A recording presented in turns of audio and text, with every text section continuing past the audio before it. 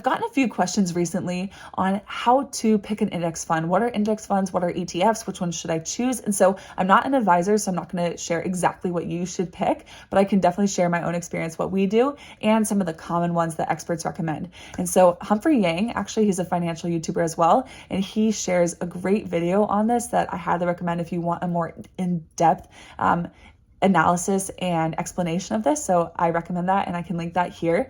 But I wanted to share 4 main index funds that I recommend and that the experts talk about that you can consider to add to your portfolio, and that will make you 10% or so over time. Let's do it.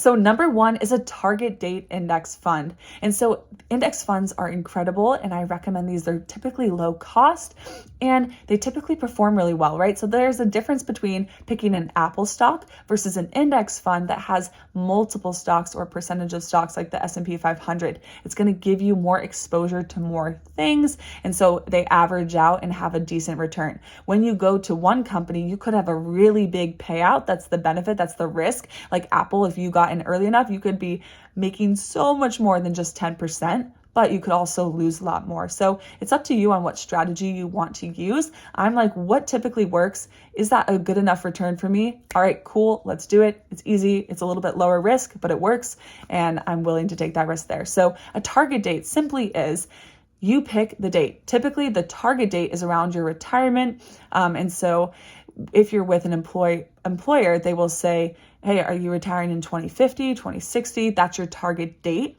And so they're going to allocate your funds and your assets and your investments in a different way. And so over time, when it starts, it's going to be more aggressive, and you're going to be putting more risk out there. And so I can show some charts if I can find some. And so it's going to be more aggressive allocation early on because you have more time to make things up. But as you get closer to retiring, or as you get closer to needing that money, it is going to be more conservative. And so a great thing about it is just you set it, forget it, and it's not being managed by an advisor unless you choose to, but that index fund, it automatically does it for you. And so Ramit Sethi from I Will Teach You to Be Rich, he recommends this to everybody. And he went to Stanford and knows a ton about finances and money. And so that's one of his favorites, and a lot of other financial experts. So if you just want to pick, all right, what's my target date? I know it's going to be pretty risky at first, but over time it's going to lean out and be a little bit more conservative, and I'll make a good return. I can put on the screen how much the normal return for a target date is. The problem is we don't have as much data because it is a new offering. And so we don't have, like, if someone's retiring in 20 years, we haven't seen that happen yet. So we don't know if it's going to make more than like the S&P 500 or something like that. All right, number 2 would be the S&P 500. And so I do have videos and information on my channel about if you're trying to start out, it is important to invest, but don't forget to invest in yourself. Alex Hormozi talks about this. He's going to be a billionaire soon, and he's in his early 30s. And he talks about investing in the S&P and me, not just the S&P 500. So if you want more information on that, definitely check that out. But just know that sometimes it's worth it to, I know it's important to invest early, but if you invest in yourself, you're going to have more money eventually to be able to invest, and it'll make up for it and more. And so invest in your skills as well. But the S&P 500, if you say you go to Vanguard, we talked about Vanguard, Fidelity, Charles Schwab, if you've seen on my other videos, are the main brokerages that most people recommend, and we use Vanguard. If you go to Vanguard and you just type in Vanguard S&P 500 index fund, then it's going to pop up. And so there's like VOO, or the total stock is VTI. And so that is with Vanguard what you'll pick. And then same thing for Fidelity, they have their own S&P 500 index. So that's where you would know to pick, but it's all the S&P 500. And what the S&P 500 does is it goes for all the top 500 performing businesses in the United States. So it includes Apple, it includes, I could put a list here of which ones it includes currently. And so you get exposure to all of them. And it's a little bit less risk because some of them don't do as well, right? But there's enough high performers that average over time about 10%. So it says that it returned 345% over the last 2 decades, so 20 years, compounding at 7.7%. But with dividends reinvested, the S&P 500 delivered a total number of 546% over the same period, compounding to 9.8% annually. So that's why some people say 10%, it's 9.8%, but some people try to just say it's 7 to 8%. And so they're a little bit more conservative with it, and then they'd rather have more money than expected instead of saying I'm going to get 10% return and then it's really ends up being 8. So this is a great option. I know we invest in the S&P 500. It will give you about 10% and it gives you access to an exposure to all of the top performing companies. Also, Warren Buffett, who's this really renowned financial advisor, he's made a lot of his money after his 60s because he started investing when he was really young. And this is his journey and this is his life and what he's done.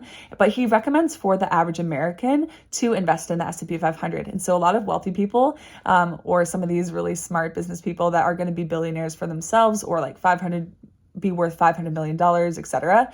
They say, well, look at what Warren does. Like Warren doesn't invest in the S&P 500. He picks the right stocks at the right time. He holds a bunch of cash, etc. But I also would recommend, like, if you want to do that, go that route and see what he actually does and do that. But if you are an everyday person and you are just trying to make the best decision for your family and yourself at the moment, then I don't think it's a bad idea to consider the S&P 500. Number 3 is a total stock market index fund. And so with this, it's an investment vehicle that contains a basket of stocks, and it has within a mutual fund or an exchange traded fund, an ETF. And so it trades within the equity index. And so it contains a bunch of different stocks over the span. And so you might have access to not 500 companies like the S&P 500, but say 10 companies like Amazon or Apple, and you get exposure to those. For example, if you were to go with Vanguard and then you invested in the Vanguard Total Stock Market Index Admiral share, you would have, if it's a large cap fund, and you would have access to 10 different shares like Apple, Microsoft, Amazon, Alphabet, Meta, Tesla, etc. And so you're investing in all of those instead of just Tesla or just Apple, etc. To make sure I put the returns here, so what a typical total stock market index fund returns, I'll put that right here so you guys can see it. And lastly, you can choose an international index fund. And so this is important and key because when I talked to my financial advisor, when we did have them, they talked about that the S&P 500 has been outperforming international stocks, but it's probably going to switch at some point. They're not 100% sure, but it will most likely switch. And so if you can have all of the top performing stocks in the United States, but then all of the top performing stocks internationally, you're going to have a more diversified portfolio. And so we do have some international stocks as well, and it will encompass the best performing international stocks, which is great, and it'll help diversify our portfolio a little bit. It's not necessary, but you can do it. Those are the 4 main ones that I wanted to get across. There's tons out there, so you can literally just Google or you can look up. I think there's a great book out there. I'll put it up here if I can find it that talks about the different index funds or investments that you can choose. But I also wanted to share about ETFs versus index funds. So have you heard of that? Did we talk about that a little bit? ETF versus index fund, what is that? And why would you pick one over the other? Let's talk about that really quick. So ETFs are pretty similar, but a lot of it has to do with the purchasing power. It has to do with taxes, etc. And so you still have access to those companies, but if you choose like the S&P 500 ETF, it's going to be different and you're going to be taxed differently. And so you can also trade at different times. There's less taxable events.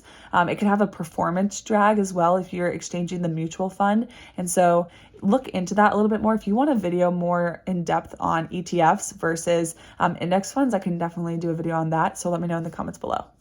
Great. I hope this video was helpful to you. Let me know what you think or if you have any questions. There's so many books out there, and so you have to figure out what works best for you. A lot of people recommend the S&P 500 or a target date index fund, or also the international, having a little exposure there, or a total stock. And so consider which one works best for you and then just pick and then get going. So part of it is you have to just get started. And so do the thinking, do the research, but then make a decision and move forward.